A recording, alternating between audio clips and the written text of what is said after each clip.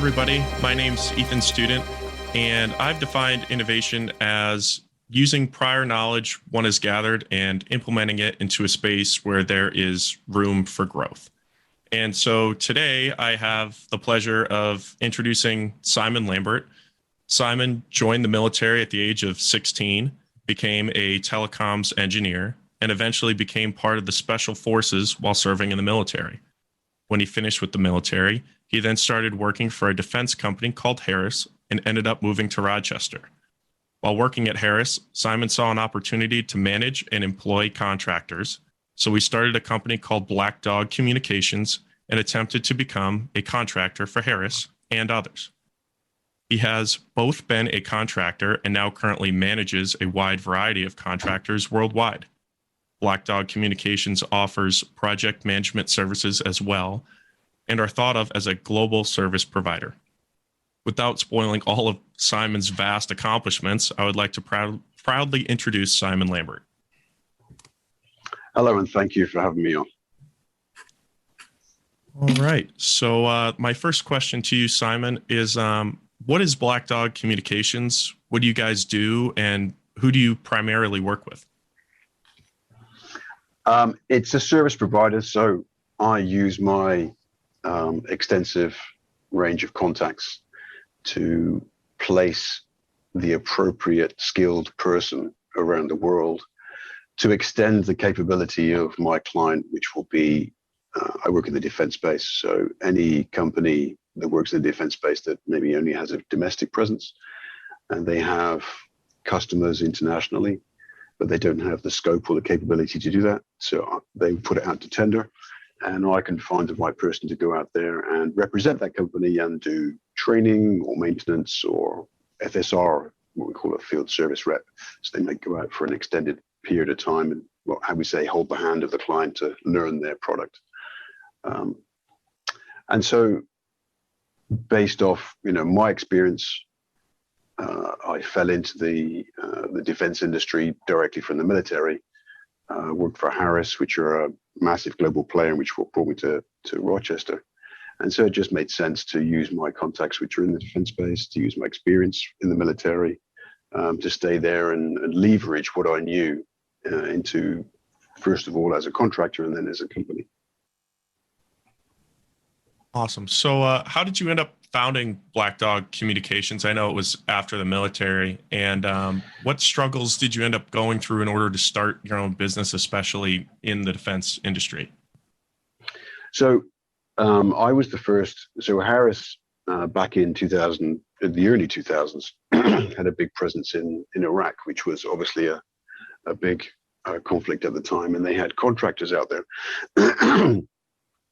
The requirement to support the thousands and thousands of products that they had there meant that they had a permanent large team of contractors. And in 2005, I was an employee of Harris. And because all those contractors happened to be ex-buddies of mine from the military, it made sense that they wanted to send somebody out there to manage them and to bridge the gap between what we call the mothership here in Rochester and the guys that were trying to service the military out in Iraq. So I went out there in 2005, 2006 to do that between Kuwait and Iraq. When I came back, I felt that I didn't want to go back to my old job. So from that point, I became a contractor. Jump forward a few years, and in about 2014, I was back in Iraq as a contractor. And speaking to my friends who I'd known who'd been out there for a number of years, they were still having the same complaints internally with their company that they did sort of 5, 6, 7 years ago. And I was thinking, this is crazy. Why isn't this contracting company looking after their contractors? Or, given the subject we just had, why aren't they innovating? Why aren't they growing? Why aren't they changing? Are they just taking the dollar and making it easy and presuming life isn't going to change? Well, you have to change. You have to adapt. The wind is always changing. The currents are always adjusting. You need to be very conscious about what's happening in the world, in business. And I thought, you know what? I could do this just as well. So I looked at the two companies at the time that were providing services and I felt they were complacent. There was a company providing lower end quality but cheaper. Nothing wrong with that, but that was what their shtick was. And then there was this other higher end company providing services, charging quite a lot for these people that I knew. They were charging a lot because they could get away with it, because there was nobody else in there. So I know you're going to get onto an MBA. There's a classic phrase in MBA called barriers to entry. This was literally barriers to entry. Two massive global multi-million-dollar companies already providing services to Harris. I had to get in there and elbow my way in and offer something different to either of them. So what I offered was the same quality as the best guy that was doing it so far, but with the same cheaper. And yes, I would say when I was advertising my wares into Harris, that yes, I'm not going to be the cheapest. I was obvious about that. You don't always have to be the cheapest. The quality does sell, especially when, for example, the Harris product is the Rolls-Royce or the Lexus, should we say, product in the marketplace. Why would you send out a product that you've worked hard, you've got to, 5 nines reliability on it, and then send out maybe a Ford engineer to go and manage it? So I said, look, you can keep the quality that you're used to and you're happy with, but I can give you better value for money. And so I was already a contractor. Because of my extensive contacts within Harris itself, I managed to leverage that so that the Harris weren't just employing Simon Lambert, they were employing my LLC, which was Black Dog Communications. That was the first step. And then from that, it was, step by step, getting the opportunity to then go to Harris and say, look, Black Dog provides services to you here in Iraq. I'd love the opportunity to bid for work you've got elsewhere. And that was the kind of genesis for it. And then, one thing led to another, which we can go into. It wasn't easy from there, but that was the start. Yeah. So speaking on the fact of, being adaptable and stuff like that and changing plans, having an MBA in engineering management, what skills do you use daily to run Black Dog Communications? And also, how did you end up, especially timeline-wise, obtaining all of these vast educational degrees, including, being a chartered manager and engineer? Were you in the military then, or was it after you were out of active duty? Ask me the first question again, because I'll forget it. I'll answer the second question first, because that's historically older. Sure. No. I've got it. Yeah. You're gonna have to remind me in a minute. Yeah. So I joked that I got a free divorce with my first degree. Joining the military day after I was 16, I didn't go to high school. Although I did there was a military high school, so I did technical training in the military, but I didn't go to college. When I realized that I wasn't going to spend 22 years in the army in a whole career, and that I was going to leave at sort of in my early 30s, I knew that I was going to have to before I left, I was going to have to get a degree. There's a fantastic academic institution in the UK called the Open University, which has been around for many decades and was kind of forerunner of remote learning. And so it was very difficult. It took me about 5 or 6 years, but I managed to get a technology degree.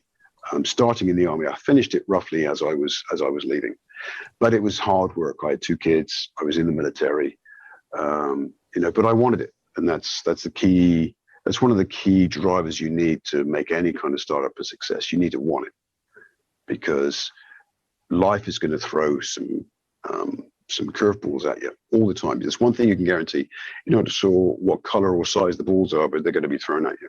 And so you're going to have to ask yourself some hard questions about whether you want to do something. And I wanted it because I knew I needed it, because I had to put food on the table for the family. Later on, I realized, once I graduated, I thought, great, I've got a degree. I never have to go back to college again. Wrong. The benchmark or the base layer for success is kind of moving up. And so you needed an MBA. And I accepted that. And I thought, what, ultimately, this is a few years later, I thought, well, I'm going to want my own business anyway. I'm going to do an MBA because I'm bound to learn some stuff on it. I think your second question, or was that relevant to Black Dog? It Um, was, I was just, yeah, what yes. skills do you mainly use? So a lot of the skills I use from day to day, as a small company and running it myself, certainly from the beginning, you need to be really very organized. You have to be a jack of all trades, and you have to juggle a lot of balls, and you have to be adaptable and be very organized to make sure that everything gets done, because everything needs to be done. You only have the same 24 hours a day as the president, but everything still needs to get done. He has a whole team. You've got it's just you. I did learn some key things from the MBA. I did learn some tools about depth. I think I have a number of tools that I use. My two favorite mental tools are, and it's been debunked a little bit even by Maslow himself, but I love Maslow's hierarchy of needs. And when I'm managing people, when I'm trying to fit someone to a particular role, it's very difficult when you send someone, okay, I've got a job in Chad in the middle of Africa. You need to go out there for a year. I need to make sure that that person is going to be happy there. I need to understand what his motivation is. And generally with a contractor, it tends to be either money or time off or quality of life. Maybe he wants some adventure, he wants to travel, whatever. It's generally one of those three things. And each of them are completely valid, and one's not better than the other. But I need to know what they are. I need to know what his family situation is. There's no good me putting someone somewhere that they're not going to be happy, or there's not going to be a good work-life balance. So there's plenty of subjects, and there was plenty of topics on motivation and things like that on my MBA, which I learned, which were very useful. And there's always a ready reckoner in my head, Maslow's 5 levels of hierarchy of needs. The other one is the 5 whys, which I love. And if you want to get to the bottom of a situation, you ask why 5 times. And it sounds pretty easy, but it's very difficult. And especially if you do it yourself, so why does this happen? That's the first level. And you very quickly get one answer. Well, why? It's almost like a 2-year-old's question when they keep asking why. If a 2-year-old's ever asked you why, you understand it gets harder and harder. But if you're honest, you actually do get to the root of a problem. So there's little mental tools like that. There's other stuff that I learned. It brought in subjects that obviously I didn't do at school. But really the things that enabled me to set up my own business were things I learned along the way. If you are, and I touched on this before, if you are reflective, if you're honest with your reflection, there's a key part of being reflective is honesty. If you don't have to share it with anybody else, you can do it yourself. But if you are prepared to look under your own stones in your head and find the cobwebs and the moss and the damp bits, that's where the real learning and the growth comes in. You need to face that. And so I've never shied away of doing that. So I've always, growing up, I suppose my independence was born from I came from a broken home. My dad left and went to a different country when I was 10. My mom had to work 3 jobs. I was on my own a lot. I have no siblings. So I learned that, and my mom was both my mom and my dad to me. She made me be independent. So I was ready at the point of even 15, ready to join the army. I look back at the skills I've got now, and I can look back at where they sort of stemmed from, and they actually come from childhood. The ability to stand on my own, to be independent, to not be scared when the door shuts and it's just you, and oh my God, I've got all this work to do. And I took that into the army and parlayed that into success there, and took that on afterwards. You're gonna have to remind me of the other question now. Yeah. I actually, just because we're a little short on time, I'm going to move on slightly. Okay. Yes. So are there any specific instances where your military background has helped you make, a really substantial connection or, sales to possible customers? So say, people like Harris or buyers, i.e., the military people who your contractors end up, selling to. I think when you manage people, I never ask anybody to do something I've never done myself. They respect that. My reputation goes before me. And I get a lot of respect for that, and I have a lot of loyalty for that. And plus the fact that I understand their problems. So my ability, even though sometimes I've never even met some of the contractors that work for me, they work in different countries, and I've employed them remotely and not sent them somewhere else. But I can speak to them and with them about their problems, and I can understand and almost mentor and be their therapist, while they're out there, because I know exactly what it feels like to be where they are. So I think nothing specific. There isn't one thing that occurred in my Army career, but just to the general experience of being out there where I'm asking other people to go.